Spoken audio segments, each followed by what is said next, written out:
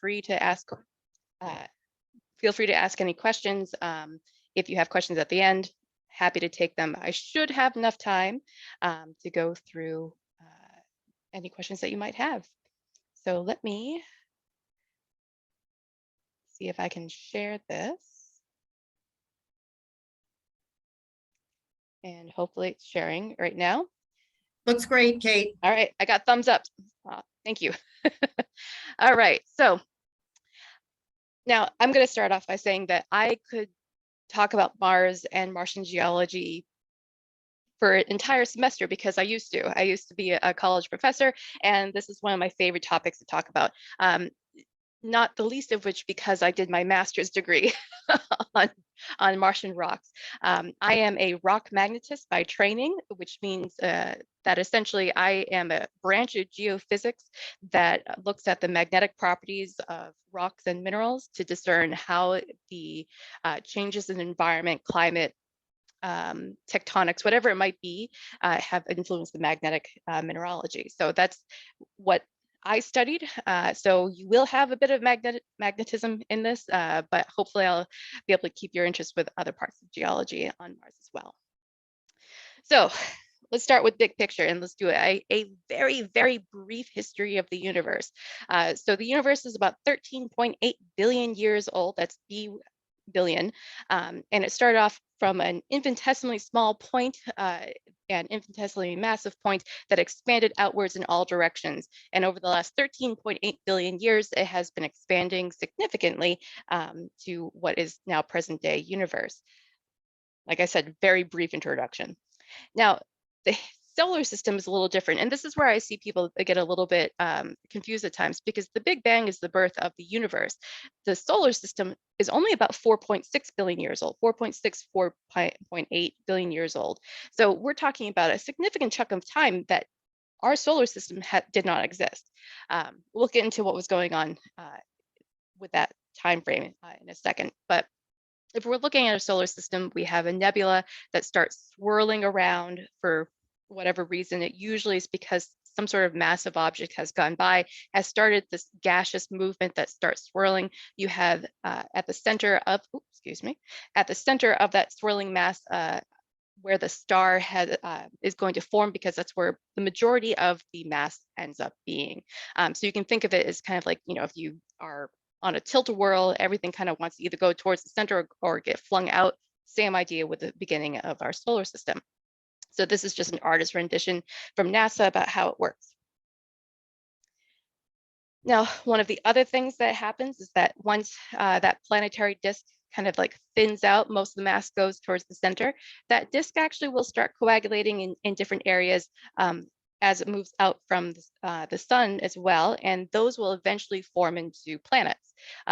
So for our solar system, we have our 4 rocky planets here.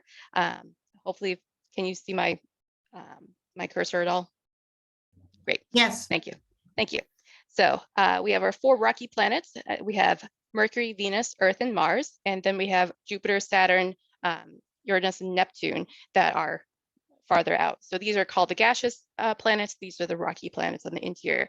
This is actually an accurate representation of how large the planets are. So you can see that when we're talking about, Mars, even Mars is significantly smaller than Earth. It's actually about half the size. So it's not that large of a planet at all. And when you compare it to the gaseous giants, it's even bigger. The other thing to note, if you want to take a look at this, this is a picture of the Earth and the Moon looking towards the sun. This is taken from a Jupiter satellite. So you can see the distance between Earth and Moon there. And I actually checked it because I was like, wow, that looks like the Earth and Moon are really kind of far apart compared to the sun, but that's actually pretty accurate. So this is just to give you an idea of how big the Earth is compared to the sun, and Mars is half the size of Earth. So we're talking about really just gigantic differences that are almost impossible to understand. If we look at the distances, it gets even a little bit weirder because we typically think that everything's kind of close together. And generally speaking, if you're talking about the rocky planets, sure, we're pretty close to the sun. We have Mercury, Venus, Earth, and Mars. We're pretty close to the sun here. But as you get farther out from the sun, things get farther and farther away. Pluto isn't even on this because it's even farther out than what we see. So we talk about massive distances, massive changes in sizes. These are essentially how the solar system formed about 5 billion years ago. The other thing, I just have to mention this because it's one of those things that you always think about, that you have everything that's in line. All the planets are in line with the sun, everything is perfectly lined up, and that's not actually true. So when the solar system formed, you had this essentially planetary disk that formed around the sun that all the planets formed out of, but it is three-dimensional. So not only do we have the planets within a planetary disk, we have a little area that everything kind of coalesces in. That's the planetary disk and the Kuiper belt. This is actually what what Pluto and Moon Charon are considered to be a part of, is this kind of area here that's kind of a little bit denser in materials. But there's also a three-dimensional aspect to it, and that's the Oort cloud. So we have a three-dimensional solar system, but we typically only think of things in 2 dimensions, and that's honestly just a simplistic way to think about it. It's so much bigger and so much more amazing than what we typically think about. As you can tell, I get very excited about this stuff. So going back a couple of steps, let's talk about the life cycle of the star. Now, we talk about that swirling nebula that starts coalescing in the center as the sun. So you have this essentially protostar, and that's how all stars start off. They start coalescing. They have enough mass that they pull themselves together through gravitational processes, and you end up getting a star from that. If you have enough mass, you get a blue giant or supergiant. If you don't have as much mass, you get a star like ours. And if you have even less mass, you get a red dwarf or a brown dwarf. So we have actually a smaller size star in our solar system.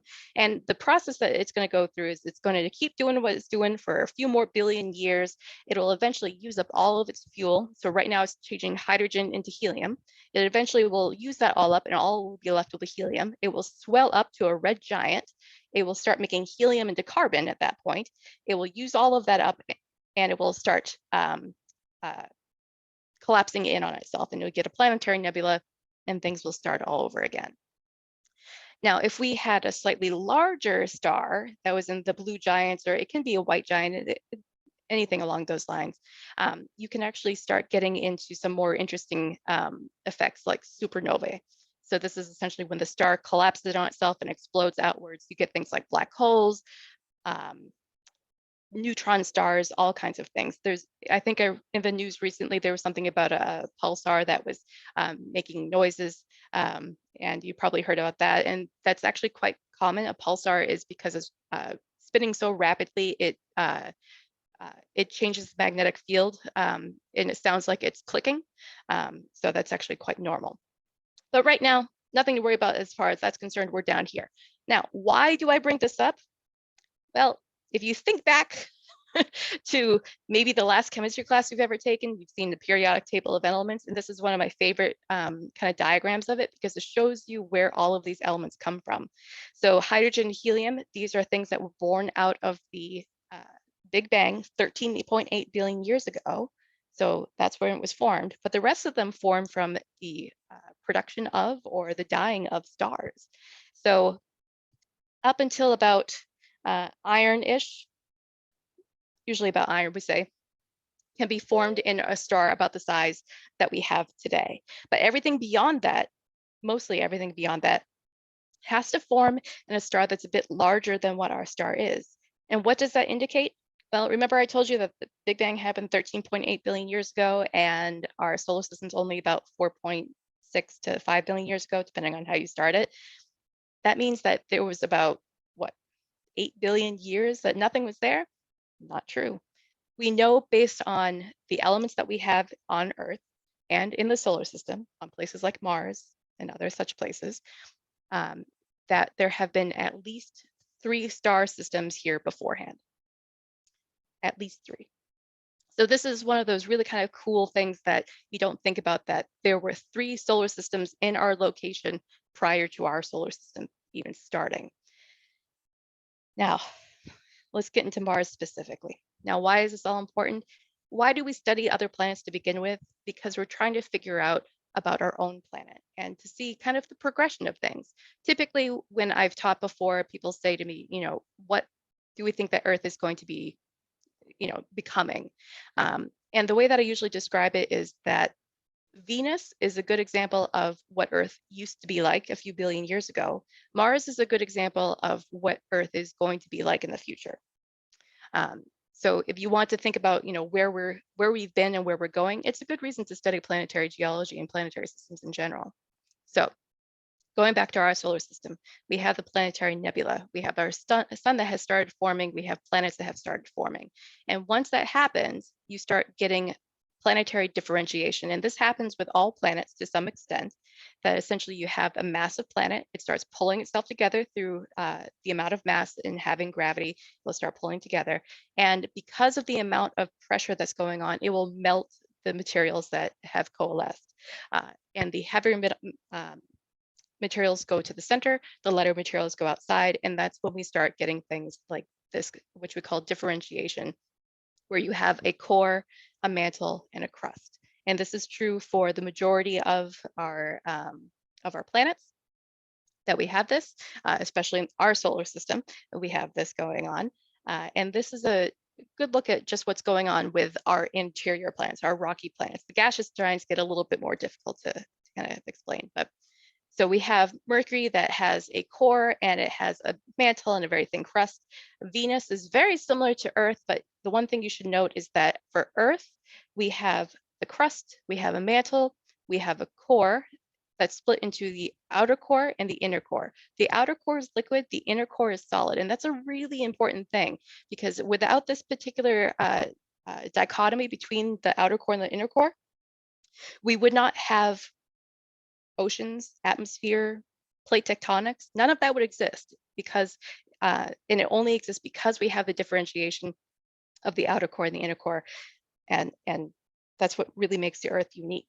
The moon, you can see that there is a core, is questionable, but that's for a different topic, for a different talk, for another time. And for Mars, right now, we know that there's a mantle and we're sure that there is a core, but what differentiation there was in the past is still up in the air. And the reason why we know that there is a core is because of some of the things that we know are going on Earth, and we can apply them to Mars. So like I said, Mars is probably where we're going as a planet, a few billion years into the future, probably. Now, why is this outer core, inner core so important? Well, because it produces a magnetic field. Everything comes back to magnetism.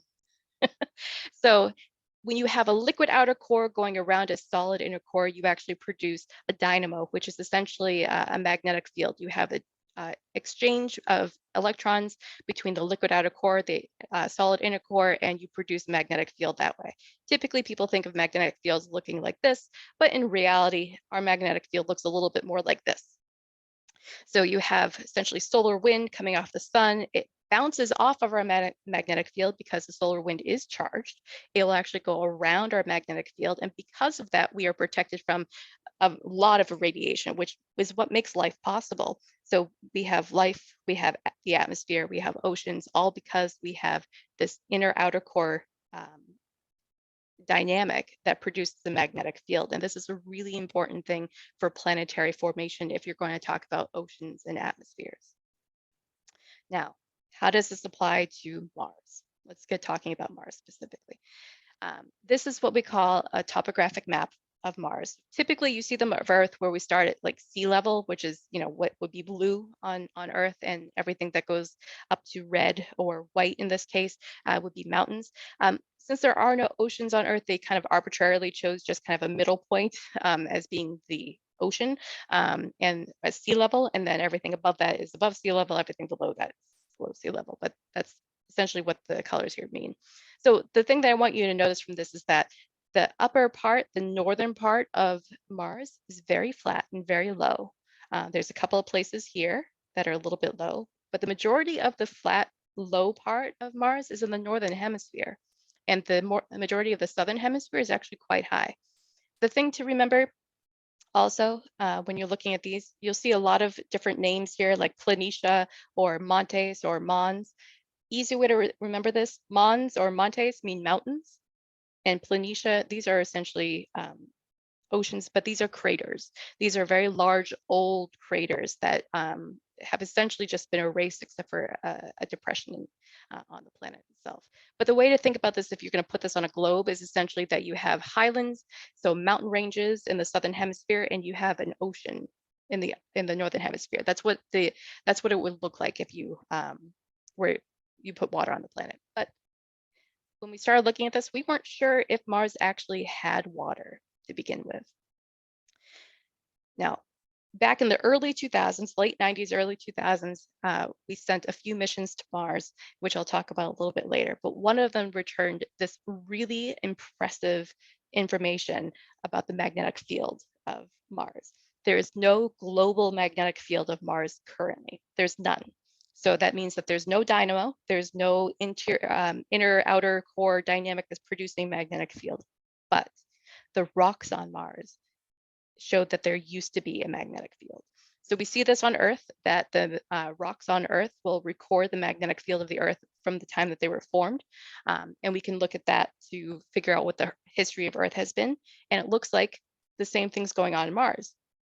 And the people were super excited about this for two reasons. One, it means that there was an inner outer core dynamic at one point. So it tells us what the interior of the planet looked like.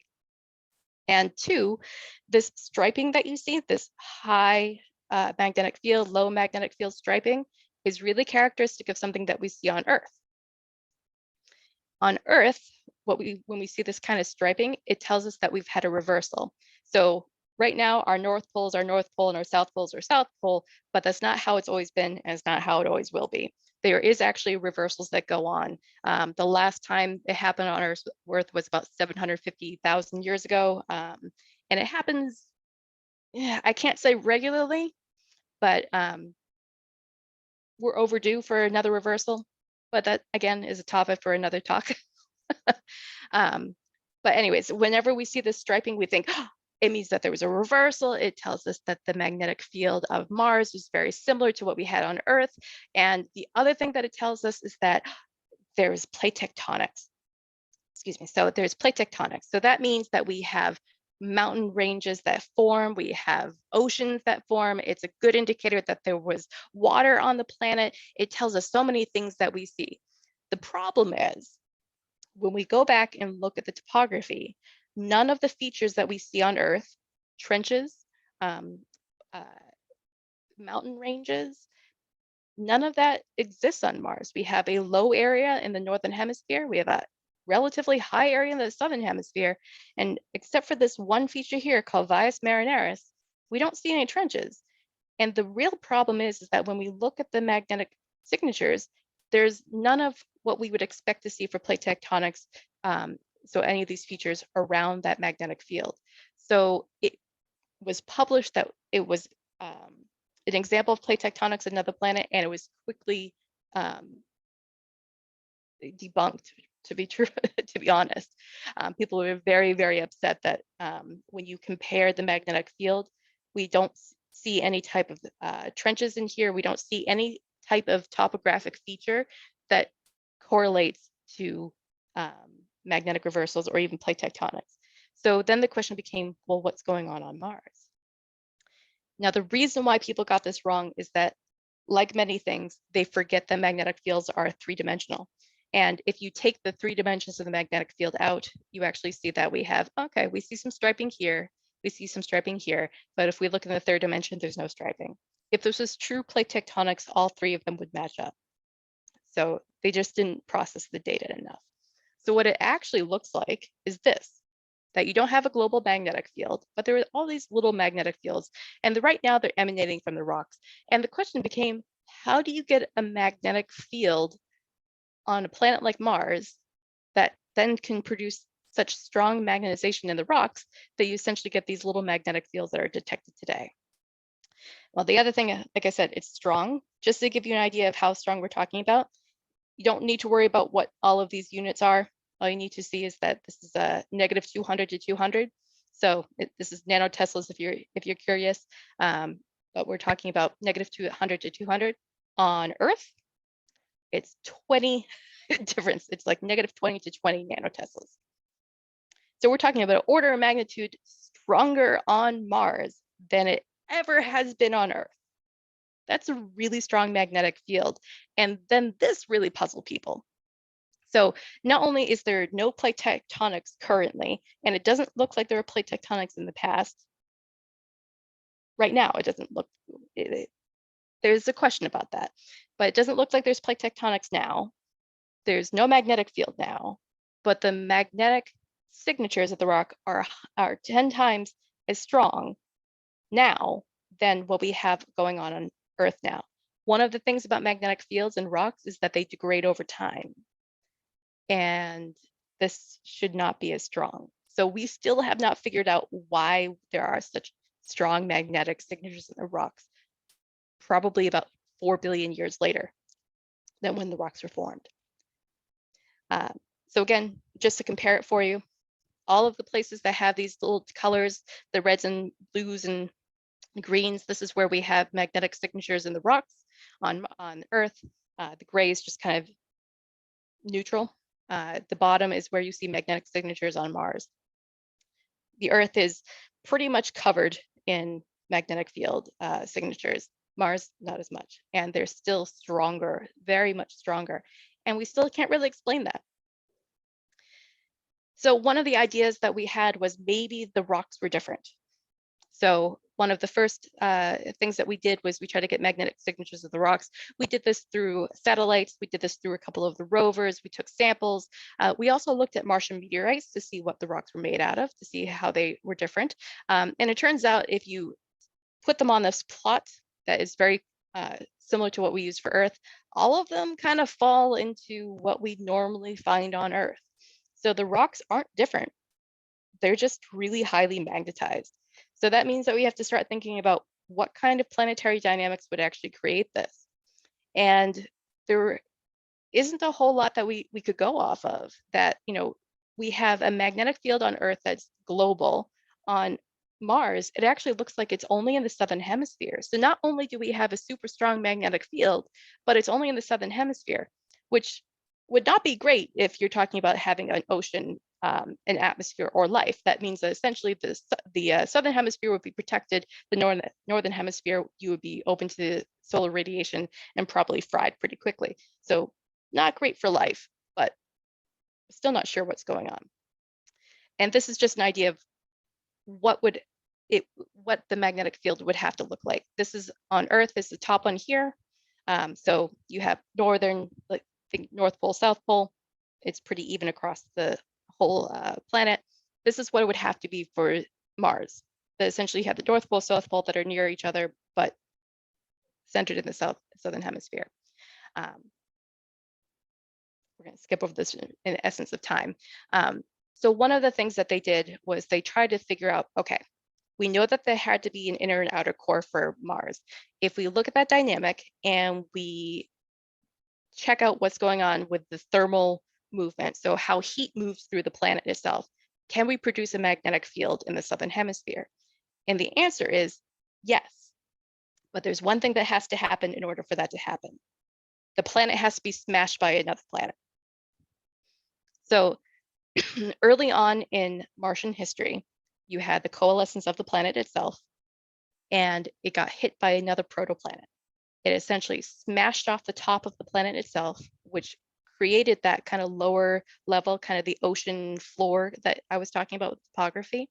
It also interrupted the thermal regime of the interior of the planet, and it would cause the inner and outer core dynamic to produce a magnetic field only in the southern hemisphere. And this is essentially what it looks like. You have your normal planetary thermal dynamics going on. It gets smashed in the northern hemisphere. It will eventually equilibrate, but the problem is that you only end up getting kind of some magnetic field that's going on in the southern hemisphere after that. So we can actually produce a magnetic field only in the southern hemisphere, but it means early on in Martian history, you had another protoplanet that hit it, and it created this lower elevation in the on the northern hemisphere, which we see, a magnetic field in the southern hemisphere only, which we see. So it looks like we have a giant crater on the top of Mars. So this whole area up here, the Vestidas Borealis, Utopia Planitia, Amazonas, Planitia, this whole area up here, this is where you would have that entire protoplanet that just smashed into it. Now, I'm sure that probably not a lot of you are used to seeing this. This is a map of Mars, but it's looking at geologic formations, and geologists tend to like things that are very colorful. So we make things all brightly colored, and they just relate to different types of rocks. That's all it means. So this type up here in Vestitus borealis, this is one type of rock. The Hellas Planitia has another type of rock down here. That's all it means. So you can see that we have certain types of rocks that only found in the northern hemisphere, certain types of rocks only found in the southern hemisphere, and then a couple that are found in a couple different places. And most of them relate to impact craters. So Hellas Planitia, Argyre Planitia, Amazonas Planitia, Utopia Planitia, these are all places that were impact craters, but the biggest one on Mars is the northern hemisphere itself. We don't even really have a name for it exactly. We're not exactly sure when that would have happened, but it would have had to have happened pretty soon after the planet formed. So we're talking about 4 billion years ago.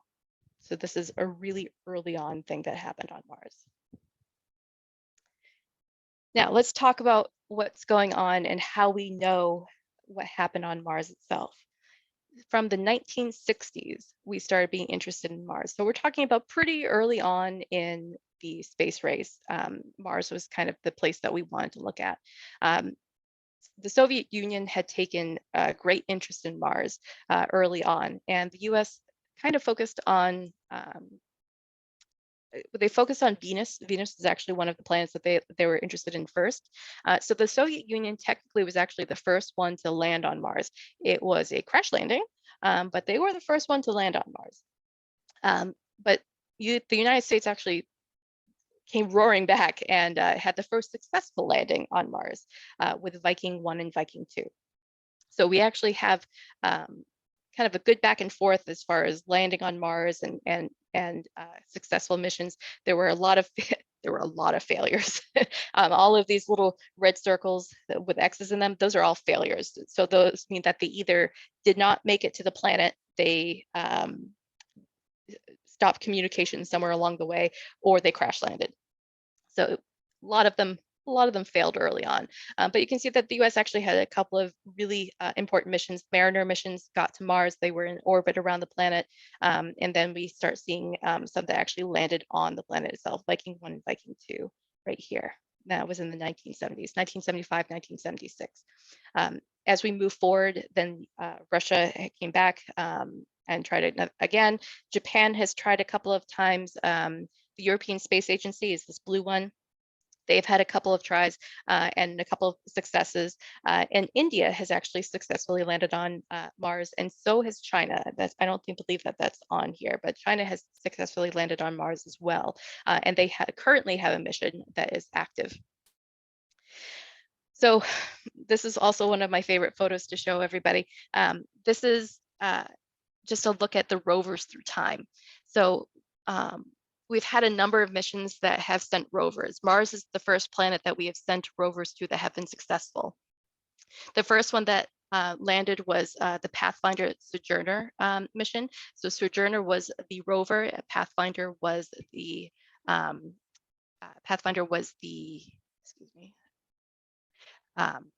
was the lander itself. So Sojourner is this little tiny robot here that was just kind of going around and looking around and everything. That was in the 1990s. This is the Mars, and by the way, these are not the ones that actually went to Mars. These are the ones that are currently on Earth that NASA had made a replica of. If you guys have ever seen The Martian with, oh my goodness, his name just escapes me. Not Ben Affleck, Matt Damon. There we thank you.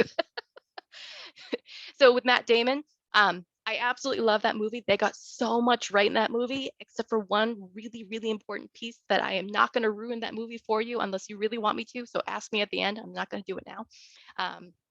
But they actually are correct in that there are rovers that NASA made that they kept in house, and essentially they kept them so they could try to get out of any situation that the rovers got into. And this happened a lot with Spirit and Opportunity missions that this rover here, this is the Mars Exploration Rover that's in NASA. Spirit and Opportunity look exactly like this one. when those two rovers would get into situations that they couldn't get out of, like they got stuck in the sand or on rocks, essentially you would have the NASA technicians create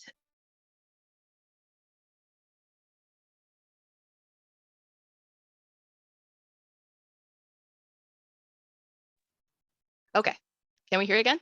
Yeah, sorry, that was Okay. my fault. I apologize. That's okay. I'm gonna have to turn a light on soon. It's getting a little dark out here. So essentially what they did was when they would get into an issue where the rover would get stuck, they would create that same environment. They would figure out what kind of movements would have to happen, and they'd send that off to the Martian rover. The rover would do it, and it would get out of it. So essentially, you had some guy that was playing with a little, Xbox controller, trying to figure out up, down, left, right, how to get this rover out of the situation that they're in. Now, why did they have to do it that way? Because there at the time was a 3-hour delay between anything that you sent to Mars and came back. So essentially you could send it to Mars, you could send the information to Mars, but you couldn't tell if it worked for 3 hours. So they had to essentially figure out what to do on Earth, figure it out exactly, send the commands to Mars, and wait 3 hours to see if it was successful. So that's one of the reasons why they wanted to have something on Earth that they could use. So this is the Mercury, this is Sojourner's replica, this is Mars Exploration Rover, this is the Spirit and Opportunity replica, and this is a Mars Science Laboratory rover, and this is the Curiosity mission replica. So you might have heard a lot about Curiosity. It's probably one of the most beloved rovers of time. Spirit and Opportunity were as well, but Curiosity, they did a great job in media getting people behind that one. And it was a very long lasting rover as well. Oh, are we not going to go forward? There we go. All right. So here's just another look at the topographic map of Mars. Just a couple of things, because I am going to talk about them. This is Valles Marineris here. This is a valley system. At first, it was believed that this was evidence of plate tectonics. It does not look to be that way anymore. There's still some question as to what's going on here. It's probably volcanic. Water was probably involved in some way, but it is not a plate tectonic boundary, unfortunately. It's most likely due to Olympus Mons here and Tharsis Montes. These are very large mountains. Olympus Mons is about, I don't know, 2 to 3 times as large as the largest mountain on Earth. So the largest mountain on Earth is not Mount Everest. It is actually Mauna Loa in Hawaii. If you talk from the bottom of the ocean to the top of the volcano itself, that's the tallest peak on Earth. And Olympus Mons is 2 to 3 times larger than that. The mass that we're talking about here for Olympus Mons and Tharsis Montes was so large when they formed about 1 billion years ago that they were actually farther up. They were actually probably closer to the North Pole when they formed, but they were so massive that they actually made the planet's crust slide down to where it is today. And that pressure that was put on the crust here is probably what broke apart and created Valles Marineris about 1 billion to about 500 million years ago. So this is most likely not plate tectonics related. It's just the pressure of the amount of the volume of volcanic rock in these mountains that's there. So I'll talk about those 2 places a little bit here, Olympus Mons, Tharsis Montes, Valles Marineris, and also over here, Isidis Planitia. There are a couple of landers that showed up here, so we're going to be talking about in here as well. And there's a couple that were over here near Gusev Crater. So we have a few places that we're looking at. Now, I will tell you that most of the landers did not actually go into the southern hemisphere because the rocks here are so sharp. I did not include it, but one of the ways that they actually get everything onto the planet itself is that they surround it in airbags and they launch it at the planet. It kind of bounces down and they hope that it lands and doesn't crash. You can imagine that it doesn't have 100% success rate, but one of the things that will really kind of be a problem is if you hit sharp rocks. So they want to go for not as sharp rocks. So they go for the upper portion of the northern hemisphere, or kind of right along that edge, in hopes that they can see what's going on in the southern hemisphere. So here's just an idea of what's going on Earth, on Mars. These are all of the landers and that have and rovers that have landed on Mars. The blue ones are inactive. Some of them were successful. Viking 1, Viking 2 were successful. Phoenix was successful. Mars 6 and Mars 3 were, well, Mars 6 and Mars 2, these are Soviet missions. They were not successful. They crash landed. Mars 3, it lasted about 20 seconds and then it died. So it was technically successful, but it didn't really give us a whole lot of information. The polar lander here and the Deep Space 2 were not successful. So if it's blue, these are landers. Red are rovers. If they are very deep red, they are still active. So Curiosity landed in 2012, it's still going. Perseverance recently landed, it's still going. InSight is a lander itself, it's a not a rover, it's still going. And this is, and please don't ask me to name it, but this is the Chinese one. It has actually given us a lot of good information about the existence of water on Mars and its history. So we're looking at a lot of information that has come from right about this part of the planet and the Northern Hemisphere. So let's start with a couple of the photos that you can see. This is a combination of photos that came from Viking 1. So the photos were taken in 1976. It is a mosaic that was put together in, I think it was 2013. And it does not even give you the idea of the size of this volcano. This is the largest volcano in the entire solar system. And like I said, it's 2 to 3 times, it's closer to 3 times the size of Mauna Loa. It's enormous. They're not even sure exactly what created it, but it's probably a similar formation to what Mauna Loa is. So Hawaii itself is a hot spot. So you essentially have this magma plume coming up from the core mantle boundary in Earth. They think the same thing is going on Mars, or was going on Mars, that created this volcano that just kind of kept going and creating this larger and larger and larger volcano that was there. These little dots that you see in it, these are impact craters. They just happen to kind of hit towards the top of the volcano after it stops spewing magma or lava. It's one of the youngest features on Mars. And by youngest, I mean about 1 billion years old. To give you an idea, 1 billion years ago on Earth, we're talking about the existence of single cell creatures. So this is about that same time frame. This is also from Viking 1. This is Valles Marineris. You can see off in the distance, this is Tharsis Montes. These are the 3 volcanoes. On the other side would be Olympus Mons. This is Valles Marineris. This is what they thought was a plate tectonic system, a plate boundary, but it's probably, like I said, just related to the amount of mass that's pressing down on the crust from Tharsis Montes and Olympus Mons. So it's an enormous system. To give you an idea, the entirety of Valles Marineris is about the same size as the United States, coast to coast. So it's huge. It's absolutely enormous. This is one of my favorite photos of Mars as well. It's just absolutely gorgeous photo. Now, what I've tried to do on the next few photos, because I've talked a lot already, I've tried to give you an idea of what the time frame is that we saw these. So the first 2 photos were taken in the 1970s. It got pretty quiet for a couple of decades until we came roaring back in the 90s with Pathfinder. So Pathfinder and Sojourner, the rover, were the first landers on Mars that were able to rove around and take pictures of the surface of the planet itself. And what we have here is a picture of Twin Peaks from Pathfinder. And what we can see here is just a whole bunch of rocks. These are all basaltic rocks, and this is what they call regolith. You'll sometimes hear it called soil, but usually when we're talking about soil on Earth, it has some sort of organic material. There's no organics in this. This is just essentially really fine sand. The Mars Global Surveyor, this is in the 1990s that it got sent to to Mars. It arrived in June 2001. It is a satellite that was supposed to go around the planet.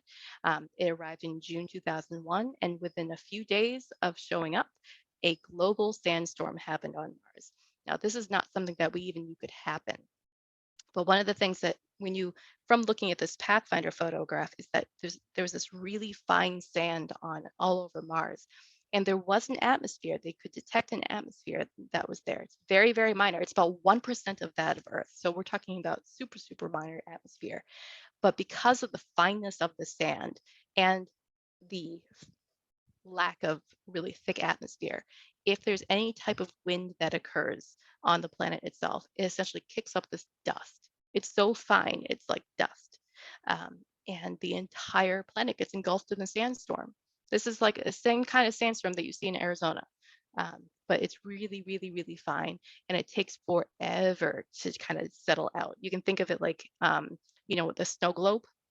You shake it and it takes a while to settle down. Same idea, but this took months to settle down.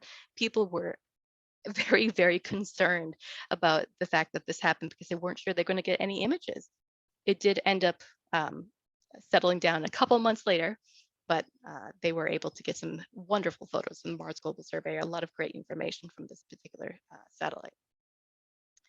Next was Mars Odyssey.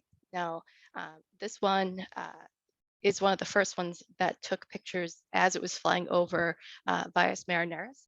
This is what we consider western end of Vias Marineris. This is called Noctis Labyrinthus. And this is what they call chaotic terrain. And I swear that most planetary scientists call things chaotic when they just don't have a reason for it. Like they don't know what caused it. So as far as they're concerned, it's chaotic. Once they have a reason for it, they give it a different name after that. But this is a valley system that opened up. And one of the really amazing things that you can see in this photo are these little rills. So these little, in the valleys themselves, you see these little rills. This is evidence of one of two things. This is either landsliding. So this is essentially the sediment itself, the soil itself kind of falling down the side, or it's evidence of water sublimating. So this is essentially that you have water that has been locked in the grains of sand itself or the regolith itself. It evaporates very quickly. It doesn't go through the liquid stage, and you get this kind of rilling that forms. And we can actually see that that has happened. If you look at one photograph from one place and look at the same location a couple months later, you will see this happening. So we know that there's still activity on Mars. It's most likely related to water, landsliding as well, but it's probably not liquid at this point. From the same mission from Mars Odyssey, the purpose of this mission was actually to look at the Northern Hemisphere ice cap. So at the very top of the planet, actually at the Northern Hemisphere and the Southern Hemisphere, Mars has ice caps just like Earth does. And this one was to look at the northern ice cap. And this is, again, is a really incredible photo because this looks like it's something that you could see on Earth. But this is the ice cap here on the left-hand side of your screen. And what you're seeing here, these lines, are actually evidence of seasonal depositions of ice. So just like you have on Earth, where you have snow that falls down, it creates a layer. It's the same thing that's going on in Mars. So we have a lot of processes that are going on Mars that also go on Earth. So there's a lot of similarities that we can see, even with a planet that doesn't have a magnetic field, has 1% of our atmosphere, is half the size. We still see a lot of similar features going on Mars as we do on Earth. Now, if you followed Martian geology in the past, you might have heard of Martian blueberries. This is something that was first observed, I believe, in the 90s with Pathfinder, that they found these concretions that were blue. Now, they weren't actually blue. This is about as blue as they look. This has gone through a couple of filters to give us a true color look at what they look like. But because of the false color imagery of the first rovers that got there, they looked like blue. They would look a lot more blue, and they call them blueberries. But what they are is actually hematite concretions. Opportunity in the early 2000s was able to take a little bit more closer pictures of them, and on its way around. Oh, I'm sorry. Is there a question? Oh, okay. When they were able to take pictures of these blueberries, but one of the other really cool things is that it was able to get a picture really up close of a rock formation that you can actually see these blueberries that have formed in there.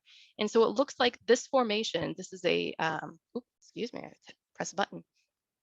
This formation, this rock formation that's there, that uh, was photographed on Mars, that is likely formed from some sort of water, because you don't actually see this type of formation without some sort of water. It can be groundwater. So think like if you have a well, the water that's in the ground itself will it can alter the rocks themselves to look like this. And hematite usually indicates that they're like these hematite concretions usually mean that there's evidence of water. So Opportunity was one of the first times that we were able to say, you know, there probably was liquid water on Mars at some point. Over time, this formation would just erode by the little bit of air that is there. It would just essentially very slowly etch it out. These blueberries would fall out of this formation and drop on the ground, and that's what we see. Spirit, this is the same mission time frame that we're looking at for Opportunity. They were sister rovers that were sent to Mars, and they sent it was in a different location on the planet, and so they got some different photographs. On the right hand side, this is from Lori Ridge. And these are rocks, basaltic rocks. And the one thing I want you to notice from them is that if you've ever seen basalt, you think of this kind of like black, very fine grained, very smooth rock. And you can see that this one is not, it's got craggy, it kind of looks frothy. This indicates to geologists that there was a lot of air, there's a lot of gases in the basalt when it exploded as lava, and it probably did explode. This can be an indication that plate tectonics did exist, because you don't typically see that kind of gaseousness unless you have remelting, which only happens with plate tectonics. So this could be an indication that at some point in the past, there was plate tectonics on the planet itself. It's no longer active, but we have a lot of indications that there was a lot more activity. Mars was a much more vibrant, active planet than what we see today. The left-hand side, this is Husband Hill. This is close by to Lori Ridge. You can still see similar types of rocks here, but this white that you're seeing in here, these are salts. Oh, by the way, this is the edge of Spirit, if you're wondering what that is. But these white kind of grains that you're seeing, that's salt. So in addition to Opportunity kind of confirming that there probably was liquid water on Mars at some point, Spirit tells us that it was probably salt water. So most likely it was an ocean, possibly very similar to what we have on Earth today. If we move forward about 10 years into the future, we can start looking at what Curiosity has given us for a lot of the photographs that they have. Now, I highly recommend going onto NASA's website, looking at the multimedia tab, and just kind of scrolling through the photographs up there, because I couldn't even choose enough photos to describe what we're seeing on Mars itself. But this is a picture of sand dunes. This does not look like it's a big deal, but this tells us that there is a lot of air movement for what you can say for 1% atmosphere, but there's air movement, and these are huge, excuse me, these are huge dunes. Now we have large dunes on Earth. We have ripples on Earth that form from the movement of fluids, air or water, whatever they might be. But this kind of formation that you see, these ripples on top of sand dunes and these smaller ripples going in a different direction, tell us that we have lots of different changing directions of air. So it tells us something about how the weather patterns work on Mars, which is just kind of crazy. It's crazy to me. This is also from Curiosity. This is Vera Reuben Ridge. This is essentially the mission that Curiosity was on for about 5 years. It started on one edge of the valley and just kind of kept on going. And this is where it started, and this is where it ascended over here. And it doesn't look like it's a very big difference, but this is the top of the ridge itself that had to get up over because it was going towards that green dot. So it started here, kind of traversed over here, and was going to go up this valley. And that was going to take about 5 years for it to do. And you can see that these beautiful rocks that are very fine, finely layered. When they first sent these missions to Mars, they thought that they were sedimentary rocks. A lot of them turned out to be just layered basalt. So they're volcanic, which made people a little depressed at first. But the thing that came out of curiosity and spirit was that they did end up having indications of water because of these particular missions. So this red that you see here, this is hematite, and that is because you have oxidation and weathering of the rock itself from some sort of water. So even though a lot of these are indicative of volcanic rocks themselves, there has been some sort of water alteration of the rocks. So it's not as, cut and dry, like, oh, there was no water there. It looks like there was, and it looks like there was a lot. This is just a little bit closer up, and this is, I harp on this particular locations because they found minerals that indicate water. So there's jarosite, there's hematite, there's a number of different minerals that indicate that there was extensive water, groundwater that was going through this region. And when they compared it to what we see on Earth, it looks very similar to a formation called the Moen Copy. So if you've ever been to the Grand Canyon, you probably would have seen rocks that look very similar to these down here. These red and yellow ones down here. They think that the red and gray ones that you see on the side form in very similar situations. So these are very fine-grained sand rocks that formed from river valleys that lithified into the rocks that we see today. So there's a lot of similarities to what we see on Earth to what's on Mars. Perseverance is actually the newest mission that has gotten to Mars from NASA. This is a wonderful little gift because it shows you dust devils going across the landscape. So this is just, you can see the dust devils kind of going across the landscape. This is a sediment regolith that has just been kicked up by the air and is just swirling around. And they see these all over the planet. Perseverance is also a really cool mission because it had its first helicopter. I didn't even know this, that there's a helicopter on Mars right now. And this is it being deployed from the belly of Perseverance. And this is when it takes off. There's a helicopter on Mars. It's even 1% atmosphere, you can actually get a helicopter to work, which I think is just an amazing feat of engineering, if nothing else. Now, I'm a geologist, I'm a geophysicist, and this is one of the coolest things that I found, personally, I found for Mars. This is a seismogram. Now, one of the things that happened early on in the 1970s, in the 1976 Viking 1, Viking 2 landers, the reason why they sent 2 landers in 1975 is that they wanted to see if the planet was live or dead. And what they mean is there some sort of movement? Is there something liquid going on beneath the surface? And the easiest way to tell this is through earthquakes, or on Mars, if they would be Marsquakes. Viking 1 landed, but its seismograph was damaged. So Viking 2 was the only one that was working. And if you need to triangulate earthquakes, you have to have at least 2 locations, preferably 3. The fact that Viking 1 seismograph was damaged meant that they weren't able to discern where these earthquakes or Marsquakes were occurring, but they could tell that they were happening. Mars Insight, which landed last year and is still active, has a seismograph on it and is recording these Marsquakes that are going on today. And one of the really fun things that NASA and MIT have done with earthquakes and now Marsquakes is that they've actually made them into a sonogram. So you can actually listen to them. So hopefully this will work, but if you would like to listen to what a Marsquake sounds like, I'm gonna be quiet for a second so you can hear it.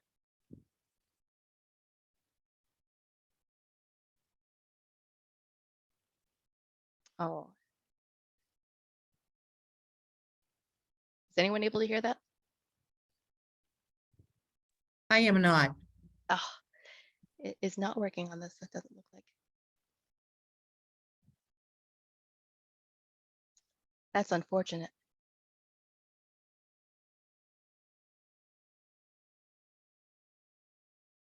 Well, go to the Mars Insight website and you can actually download, or you can just use it, look at it online, but it is it's very cool. There's a MIT version of earthquakes if you're interested too. Highly recommend. Now, everything in the news has been talking about the moon recently. If you followed anything that's going on with NASA, they're talking about the moon, the mission to go back to the moon. Now, why is that? Because the moon is the first step on the missions to Mars. Now, I have here for you what the future of Mars is, and it's probably lava tubes. And I know it seems like I'm taking a hard left turn on this, but this is something that is true for the Earth, for the moon, and for Mars, is that when you have flowing lava, which we know happens on Mars, we know is happening on Earth, and we actually know it has happened on the moon, this is a really, really important thing for space exploration in the future. Now, this is two examples on Earth. So on Earth, what happens is that you have this flowing lava. This is actually from Hawaii. So you have flowing lava, and it will cool towards the edges. And eventually these edges will keep kind of crawling in towards each other, and they'll meet and you'll form a tube. So everything in the center is still hot. It will keep flowing through, but the top and the bottom and the sides are going to be solid, essentially what you have here on the right. And this is a picture of what it looks like in Hawaii, all right? So these are fairly large lava tubes. You know, you can stand up in some of them. So this is a pretty good lava tube that you see. This is what it looks like on on the moon. And this is where we're going to start our first exploration into seeing if we can create a moon base. This is partially to serve as a way station in between the Earth and Mars, because it's a lot easier to take off from the moon than it is to take off from Earth. So if we can establish a moon base, space exploration will be a whole lot easier in the future. And this also serves as a kind of model for what we could do on Mars. Like I said, we know lava has flowed on Mars. We know that there are lava tubes on Mars. The question is, how do we set up a base? So we got to do it on the moon first. So on the moon, we have these lava tubes that have formed, and in some places they've collapsed. So this is what you're seeing. This is a lava tube that has collapsed over time. There are these places that they actually open up so we can see into them. And that's what these are. These are collapsed lava tubes that they have openings for. This is what they look like. Now, this doesn't look like pretty big. And I showed you a picture of what they look like on Earth, that they're big enough for you to stand up in. Well, on the moon, we're not even talking about Mars, the moon, which is a quarter of the size, a fifth of the size of Earth, these things are big enough to hold Philadelphia easily, a couple times over. So when we talk about establishing a moon base within a lava tube, this is what we're talking about. And this is potentially what we could do on Mars. So this is not something that's really kind of tiny that, you know, everyone's could be cramped together. We're talking about entire cities that could actually be held within a lava tube itself. Just kind of put it out there. This is probably what we're going to end up doing on the moon, potentially what we end up doing on Mars. Now, why do we want to do that? The moon and Mars do not have atmospheres, do not have magnetic fields that can protect us from solar radiation. This is a huge, huge issue because enough solar radiation will actually cause cancer and you'll die fairly quickly. So it's a really, really bad thing. So you want to make sure that you have enough rock between you and the solar radiation. And this is a really, really simple and kind of elegant way of dealing with that, is just you go underground. Now, I've kind of hit my time at this point. I leave you with a picture of Phobos, one of Mars's two moons going around Mars. And if you have any questions, I'd be happy to answer them.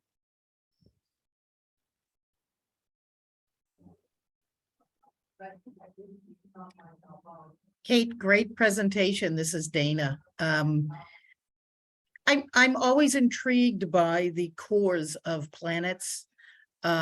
We had somebody doing a talk a couple of weeks ago that talked about Pluto and its core being water,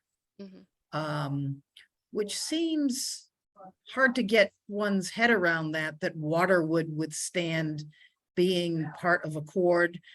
Not only the pressure and the heat that would happen, but it just seems strange. But can you go back to the core and on Mars and how that plays into the its role of playing into the mountainous regions on the south and then the flatter regions at the top? Sure.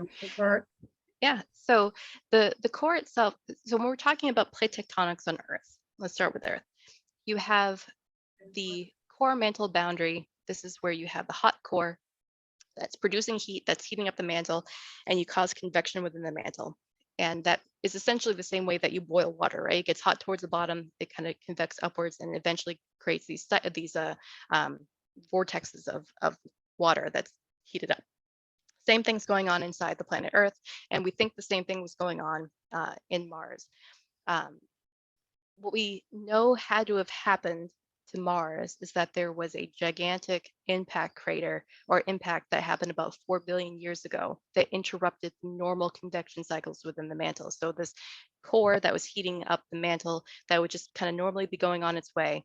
And Mars may have had plate tectonics before that, and that's a really big question as to what was going on before that impact, because that impact seemed to have changed the entire regime, the thermal regime of the entire planet. So there might have been plate tectonics before, where essentially you have these places that you have divergent plate boundaries. So think like Iceland, the rift system in Africa, the mid-Atlantic ridge, so essentially where you have the Atlantic Ocean spreading apart. Those would have been happening in some places. Convergent boundaries, this is essentially where you have subduction zones where you get lots of earthquakes. Think like the western coast of South America, Alaska, Japan, those kinds of earthquakes and those kinds of zones. And you would have also had transform boundaries. This is like the San Andreas Fault. So those are typical of what we see for plate tectonics. That could have been going on Mars because you have the same type of thermal regime that was creating these convection cycles, but that impact crater probably really kind of messed everything up for the planet. It interrupted that thermal regime. It interrupted the movement of heat coming from the core through the mantle to the surface, and created what we see today, most likely. How is the disruption dated to coincide with all of that changing? So we know based on the amount of impact craters that are in the southern hemisphere and based on our calculations. So this is something that has been going on since like the 60s and even the 50s, really. They do crater counting. This is actually something, this is some planetary scientist job where they count craters, and the number of craters that occurred 4 billion years ago towards the beginning of the solar system was a lot higher than it is today. So there's a lot more stuff kind of whizzing around the solar system. So there would have been more impacts.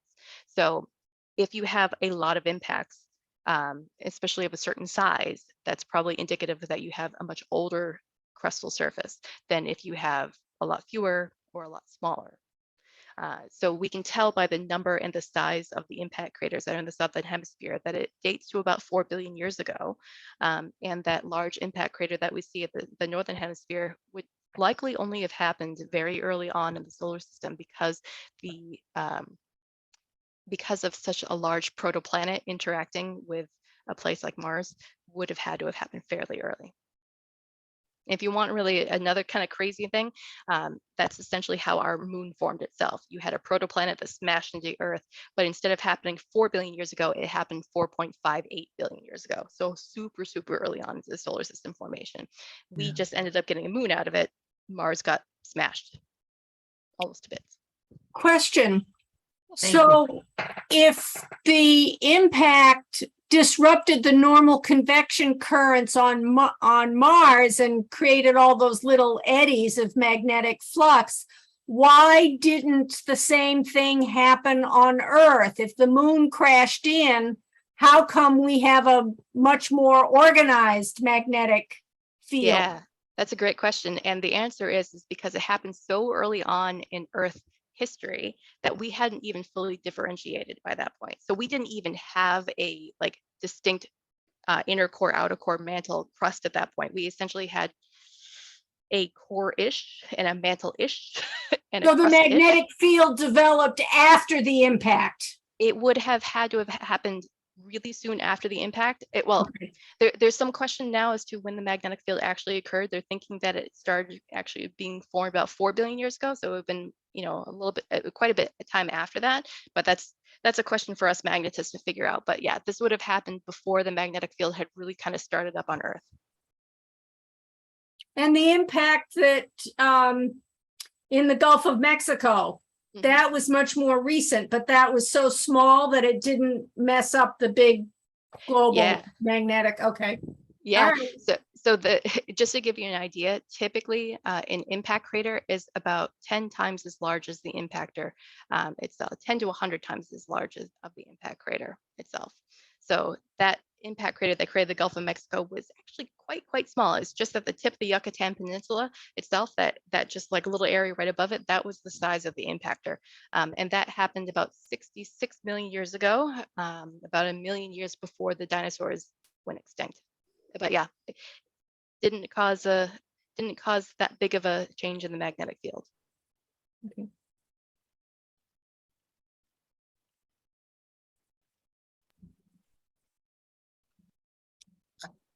Other questions for Kate? I'll jump in with another one, Kate, while we're waiting for other people. Dana again. You didn't talk much about Phobos and Deimos, but are they also created from the same materials, or were they something that kind of got shanghaied and pulled into the orbit magnetic field, the orbit field? Yeah. Yeah, so they are actually just captured moons. So they are so they essentially were whizzing by Mars at some point in Martian history, not super early on, but they got caught by Mars's gravitational pull and eventually will smash into Mars and become a ring around Mars. So sometime in the near future, near in geologic terms, like a couple million years, that's near. Mars will have at least one ring, if not two rings.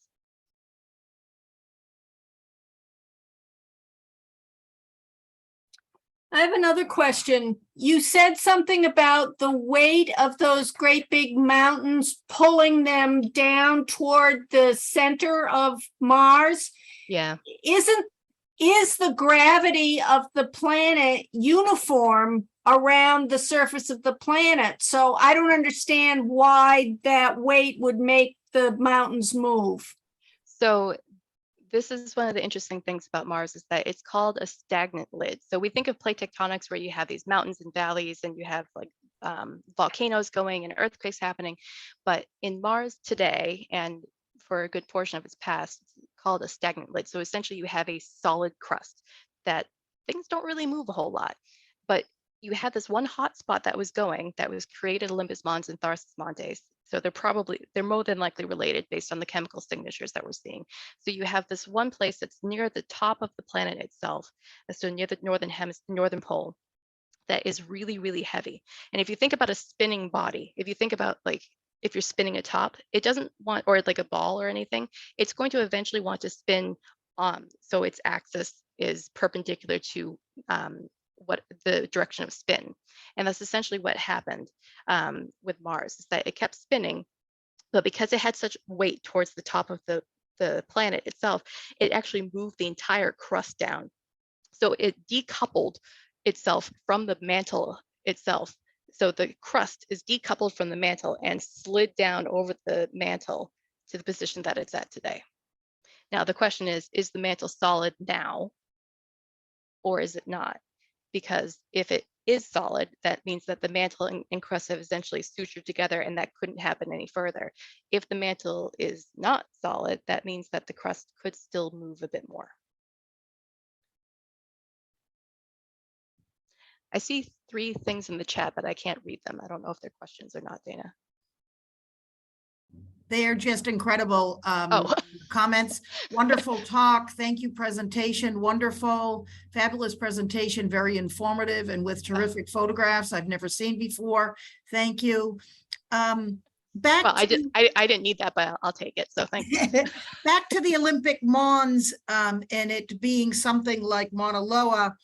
Would that not then suggest continued, if not direct, type of tectonic activity, certainly enough volcanism that could be related to tectonic activity?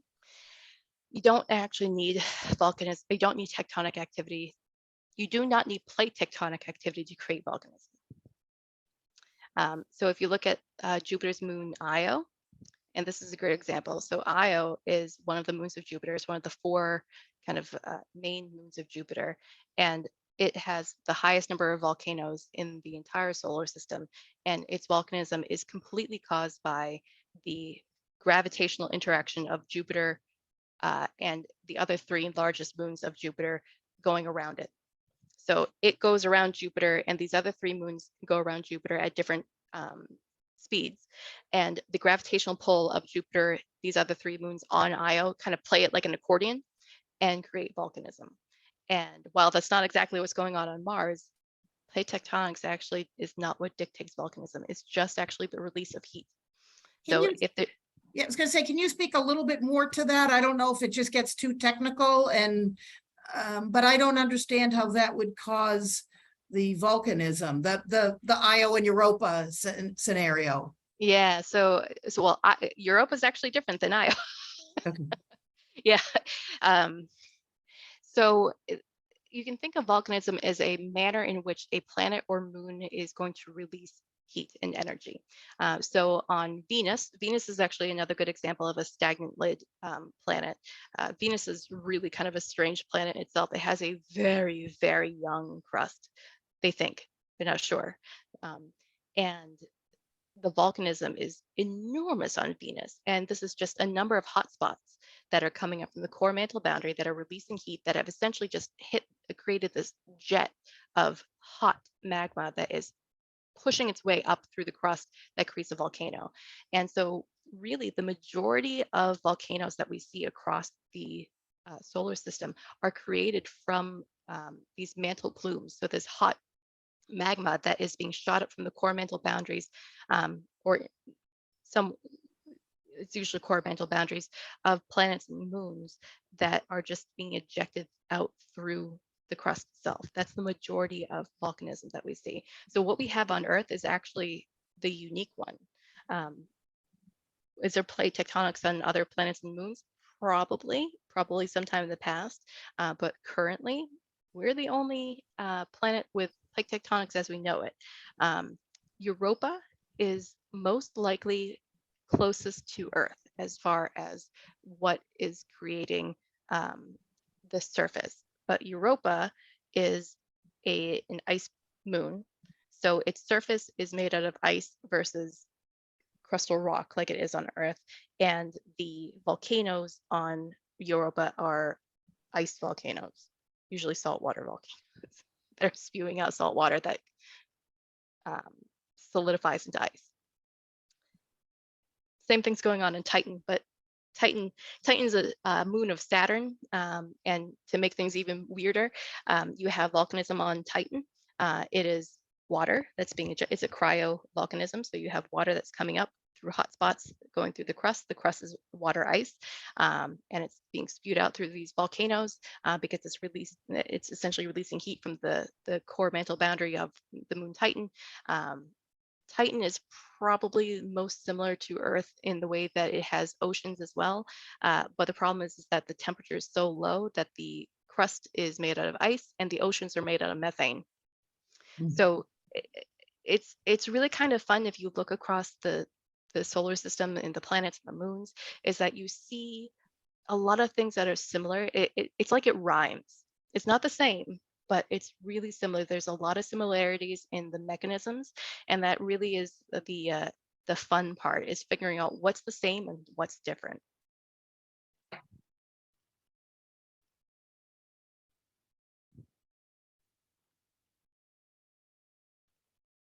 So the intensity of the electromagnetic field is not necessarily dependent on size, but is it more dependent on the difference in magnetisms from the layers, or what is the intensity based on? That's a really good question. Yeah. That is a really, really good question. So we're not entirely sure a lot about magnetic fields, planetary dynamos that create magnetic fields in that manner. If you change the thermal regime, so essentially if you change how heat is escaping the planet, where it's escaping, you can actually change how that inner core and the outer core interact, and the vortexes of the outer core, the liquid outer core, will change kind of directionality and speed, and that seems to affect the intensity of the magnetic field produced. So if you think about it, like a magnetic field is just electromagnetic field is, positive and negative, the same way that electrical charge is. Magnetic field is the same way. They're related. So, and if you have liquid metals that essentially you have these electrons that are kind of going from place to place. Every time an electron moves, it creates a magnetic field. And every time a charged particle like electron goes through a magnetic field, it increases the magnetic field. So the more movement that you have of electrons and charged particles going through magnetic fields, the bigger the magnetic fields are. So if you change the location and the speed at which you have these charged particles moving through magnetic fields, you theoretically can create pretty huge magnetic fields, planetary magnetic fields. It's just the mechanism itself is still kind of questionable. It's also questionable, like if you're thinking about Earth, it's been pretty, humdrum for the last 750,000 years where it's, doing its thing. But, if you talk to any magnetists like myself, we're all a little kind of worried because we're overdue for a reversal and we're not sure what causes it and we're not sure what happens during it. But I can tell you right now, it's going to be a trip. Thank you. Sure. Who's got questions for Kate? I realize we've gone quite a bit over our predicted time, but I'd love to have your questions answered. Oh, somebody asked what happened in the movie Martian. I hope they're still on. All right, if you don't want to know, you should sign off. So in the movie The Martian, for a Cliff Notes version, Mark Watney, played by Matt Damon, gets stranded. He's a botanist on Mars. Now, I will not spoil the entire movie for you. It's a wonderful movie. It's based off of a book. It is meticulously researched. Like everything about that movie and that book are fantastic, except for the premise.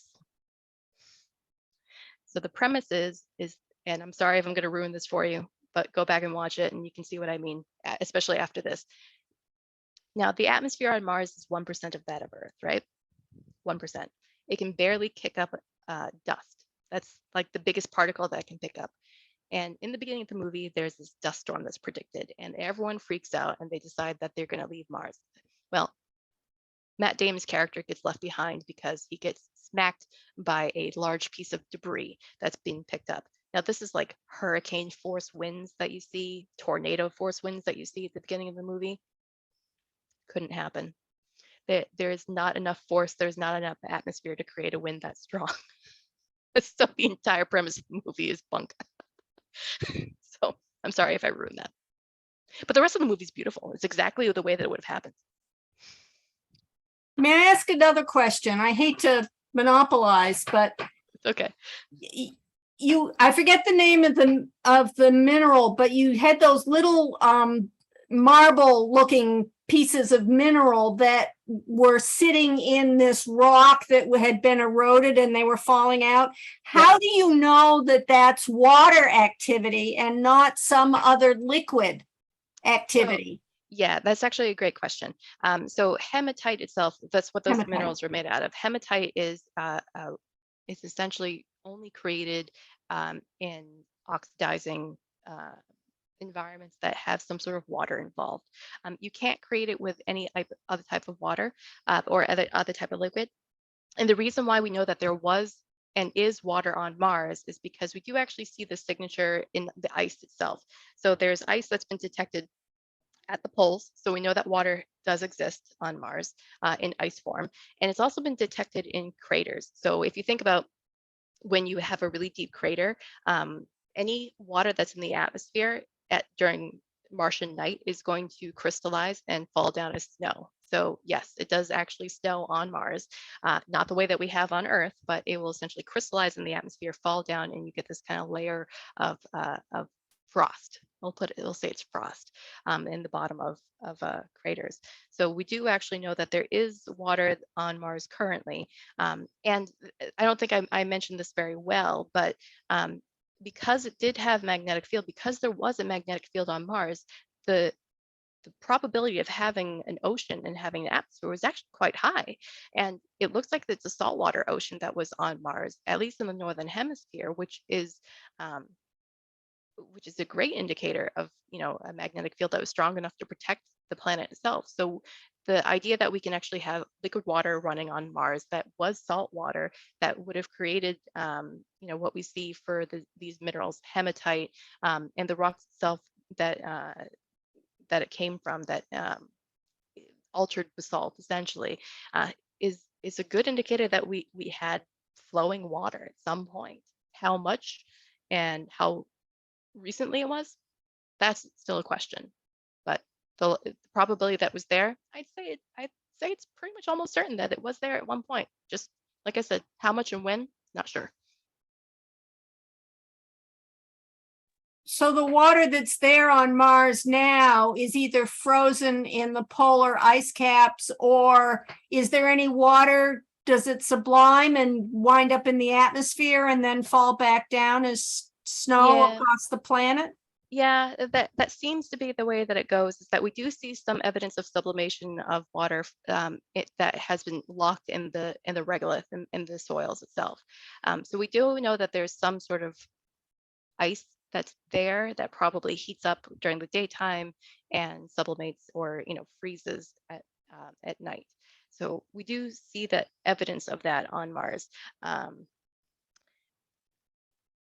How much is there? Again, that's a question, and that's a question that they're going to have to answer if they do want to make a Mars base, because one of the things that they want to do, and I was reading about this recently with the Artemis 1 mission, that one of the things that they want to do on the moon is actually start creating rocket fuel on the moon from water that they find on the moon, so they can do the same thing on Mars. So they're going to have to quantify pretty exactly how much water they can get out of the soil very soon.